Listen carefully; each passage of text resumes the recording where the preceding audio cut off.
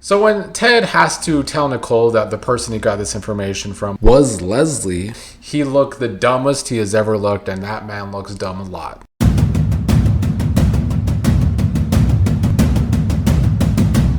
What is up, fellow Beyond the Gates fans? Here to talk about our Christmas Eve episode of Beyond the Gates.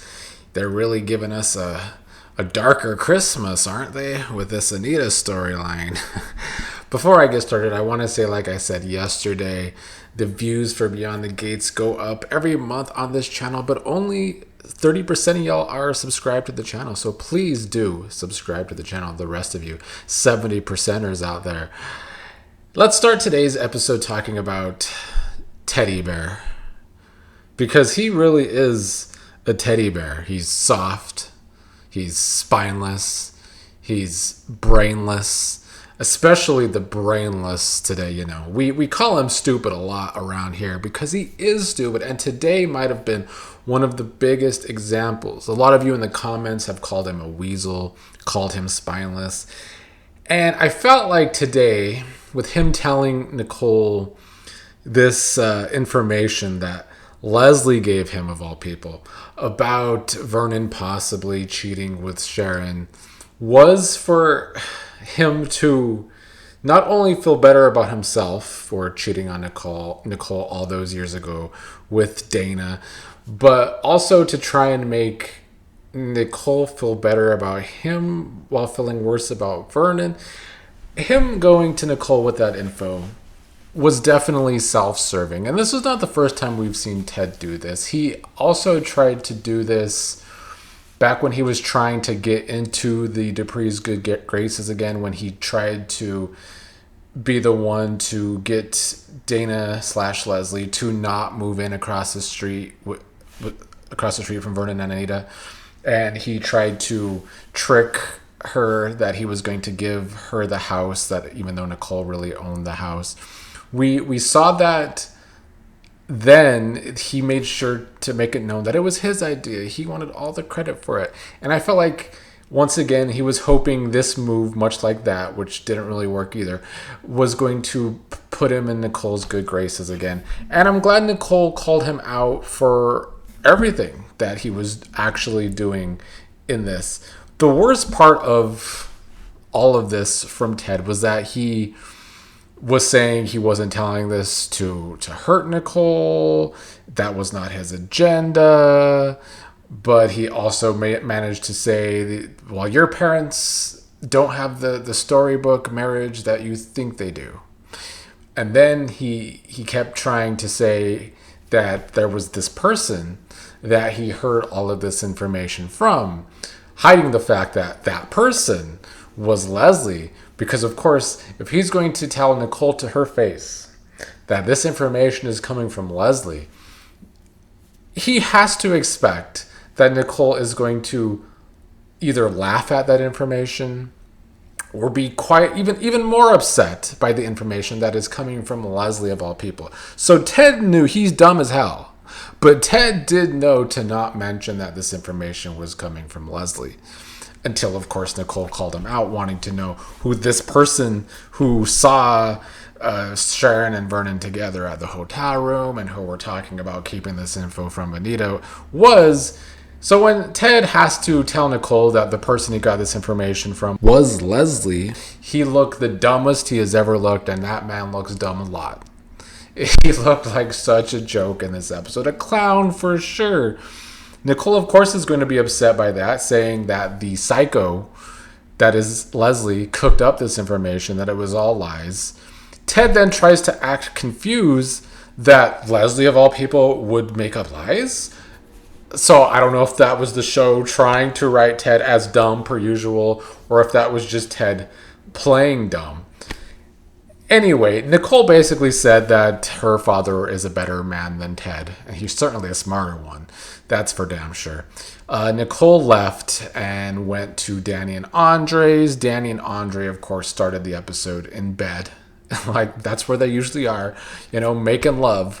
But Nicole interrupted their night so that Nicole could ask Danny if she thought her father would ever cheat on their mother. Danny laughed in Nicole's face, which was my favorite part of the episode. That Danny just laughed about it. But Danny did go on to say that last week Vernon was rushing her out of the house, and there was weird vibes with Vernon and Anita. So I guess Danny's going to make Nicole more suspicious going into tomorrow's episode, where I hope the truth will finally come out that Sharon and Vernon were just, Sharon was giving Vernon singing lessons, I guess. That's where I'm assuming we're going tomorrow, especially with Danny's line today about if they figure out they were hitting the high notes together. Felt like that was a clue, too. As for Ted, after his dumbass maneuvering with Nicole, he did, I guess, luckily run into Shanice, his new BFF Shanice, so they could have another run-in. Didn't really go anywhere today with those two, but the show is clearly still moving in that direction. And as Hemi has been saying in the comments, Shanice should probably run from Ted, especially with the way he acted today with that situation with Nicole. Now on to the heavy story that the show decided to do around Christmas time. Kind of wish they would have waited a little while to pull the trigger on a breast cancer storyline. I don't know if it really needed to be right before the holidays, although it is realistic. Some things do happen right before the holidays that have to ruin people's Christmases, if not ruin their whole lives. But nonetheless, today Anita did tell Vernon that she does have breast cancer and that it was not a false alarm. She was saying she was praying that it would be a false alarm, and that's why she didn't tell Vernon right away. Vernon kind of understood that she was trying to protect him from that information, but was also kind of getting upset that she didn't tell him right away. But she's obviously also upset, saying that she doesn't know how to do cancer, that they're going to have to figure this out together. The scenes today were very well done. I think Clifton Davis and Tamara Tooney are already doing an awesome job. Vernon is terrified of losing Anita, obviously, but saying that they're going to fight this battle together. Of course, Vernon is going to be there for Anita. These kinds of stories are tough because I don't expect Anita to die, obviously, but they want to push that she has a really bad cancer. And I feel like the show's going to have to walk a really fine line of trying to do this realistically, but also obviously Anita's going to survive in the long run, I would bet. And you don't want that to be a slap in the face to an audience that has lost someone to cancer like this. So obviously the show wants people to recognize they need to get checkups and all of that, and they want to be realistic from this. But how do you walk that fine line to also not offend someone that actually has to go through this? But I will say so far they're doing an excellent job of showing the grief of the situation. I think they are hitting the notes of the grief completely. When Vernon first found out that information, the look on his face was shock and devastation. A very good job there. Anita not knowing if this will be her last Christmas, wants the whole family to get together for the Christmas celebration, of course. And then the ending with Vernon alone with a picture of he and Anita crying. Obviously, his grief. Anita walks in to see him crying and walks out of the room to be alone by herself and obviously starts crying herself. And they are nailing the grief because I do think grief a lot of times comes alone, comes in silence, and that's what they were showing with those scenes. So far the writing for this story is there, and the acting especially is knocking it out of the park. So it's going to be a heavy story to have to watch, unfortunately. I know a lot of us not looking forward to it, but the acting is certainly there right now. Hayley and Bill were on today. I was unclear if Hayley, I kind of missed the very beginning. I was unclear if Hayley was poisoning Bill's alcoholic drink or not. I don't know. But she got bad news because she's been wanting to go to St. Bart's to isolate Bill while she's trying to poison him. And she was hoping their new tradition would be to go to St. Bart's and open their presents there. But Bill had bad news that they're going to have to postpone St. Bart's to the spring because the owners are backing out of the deal of the new house they were going to get there. Hayley is upset because now they got to spend the holidays in Fairmount Crest and she's just going to be shunned from everyone. Hayley was so mad she left, wanting Bill to get a preview of what it's like to miss her. Then when Hayley was at the country club, she has a run-in with Joey, and Joey asked Hayley if Bill talked to her about his idea to get Bill to run for office and to be a politician and gain real power.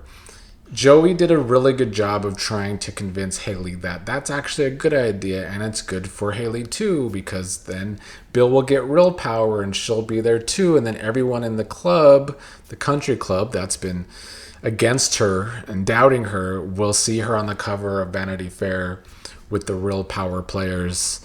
And I do think Hayley probably liked that idea a little more, but I don't know what that means for her poisoning plan and all of that. I will say though, Hayley and Bill never had chemistry. Hayley and Joey, I like their scenes today. There was something there. I'm not saying that they need to go there with Hayley and Joey. I think some people would be more disgusted with Grandpa Gangsta with Hayley of all characters.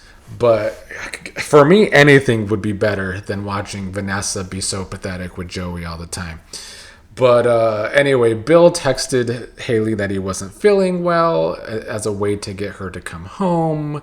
He was lying, gave her some sentimental gift that he made when he was a child to give the true meaning of Christmas and to show Hayley or tell Hayley that she's the only love for him. Nobody's buying that. We've seen how Bill's been pining after Danny for months now, so whatever. Don't really know what they accomplished with Bill and Hayley today, other than maybe Joey talking Hayley into getting Bill to run for office, possibly.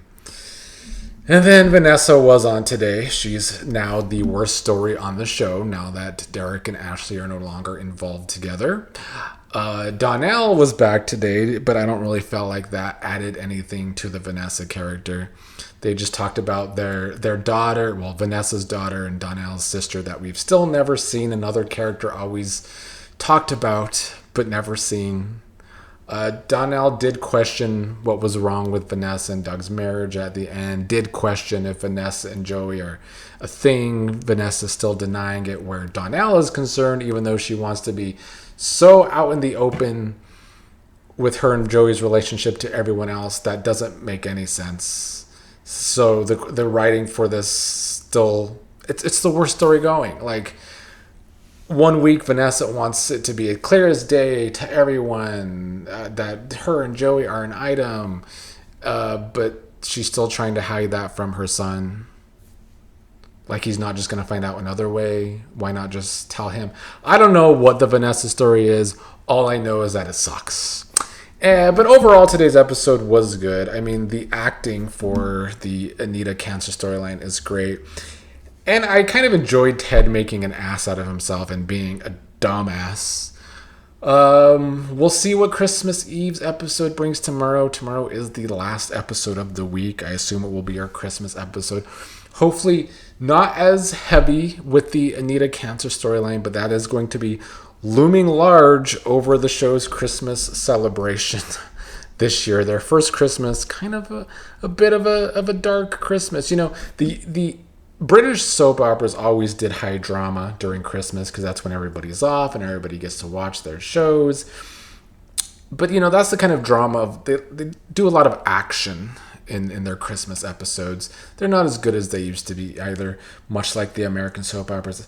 That could get really dark too with the British soap operas. Someone dies like every year, I feel like, on the British soap operas around Christmas. But, like, nobody's dying here, but it's still dark, and I think American soap operas do a little better. They can still be dramatic for Christmas time, but, like, give us something to look forward to. I mean, the world's dark enough. Do we really need Anita to have breast cancer for Christmas? I don't know.